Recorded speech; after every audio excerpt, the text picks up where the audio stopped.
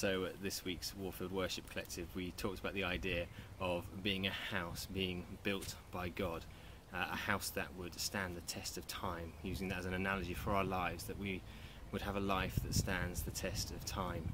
In Jeremiah, God says that he knows the plans he has for us, plans to prosper and not to harm us. And there's this idea that God, as like a master builder, has plans for the building that he wants to turn us into, for us to become. And in Proverbs 24 it says, "By wisdom a house is built, and through understanding it is established. Through knowledge its rooms are filled with rare and beautiful treasures." And one of the ideas that we picked up upon was that by grounding ourselves in God's Word, we give ourselves good foundation, and also that God's Word is a building block for our life. And so what we thought we would do is, for the next 31 days, is we would use the book of Proverbs to kind of get ourselves stuck into a bit of that wisdom of the Word, and to see what difference that made on the way that our lives were heading, the trajectory of our lives, and we'll put down deep roots, but on good foundations, and see what difference that would make.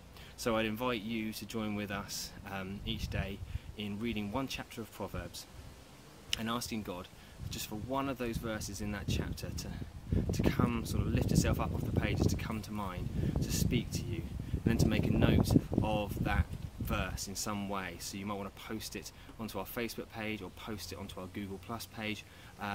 If you're kind of more ink and paper kind of person, why not take a picture of yourself and maybe like draw a picture of a house or something that God's looking to build, and then underneath it each day write down these verses that speak to you.